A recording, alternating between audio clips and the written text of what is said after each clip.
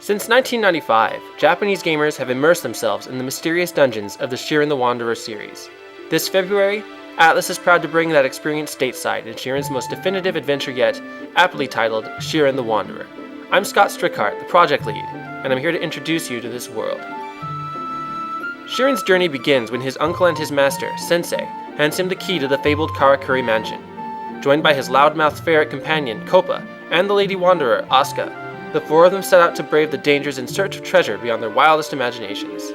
What they get, though, is the tale of a sleeping princess that spans 1,000 years as Shiren's own past becomes intertwined with the mythology of the ancient mansion.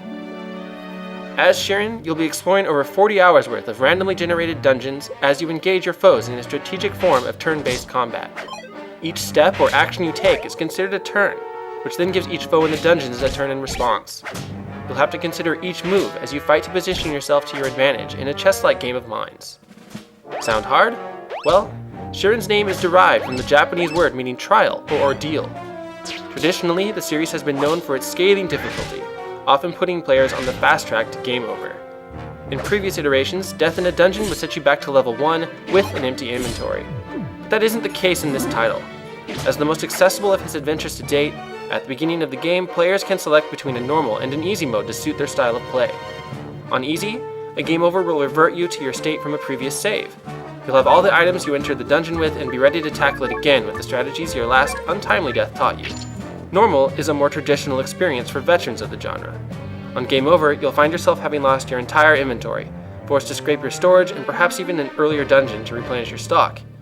You'll note, though, that both modes allow you to keep the hard-earned levels you gained up to your last save. But with up to 3 completely customizable characters, your chances of survival have never been greater. You can switch the character you're controlling with the press of a button, and set the allies you aren't using to specific behaviors. Ally characters can be made to seek and destroy all foes, follow you from one square behind, or make finding items their priority. And as for those items, you can even determine which ones you'd like your allies to be capable of using with detailed checklists you can toggle on or off from the menu. Of course, for a boss fight, and to get the ultimate tactical advantage, you can turn on the full control mode, allowing you to take each of your character's turns one at a time. Like any good RPG, Shiren can take advantage of a number of services available to him in town. He can store items and money to prevent them from being lost in the dungeon, upgrade and customize weapons and equipment, or even take on side quests from townsfolk that will hopefully be worth the reward.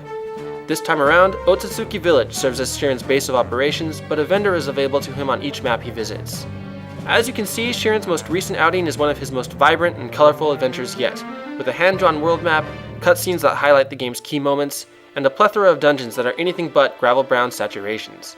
If you enjoy traditional RPGs, Shiren's story won't disappoint either, as its Japanese influences offer a world full of plot twists, figures straight out of the ancient mythology, and some in-game challenges that will make true fans of the series pretty happy.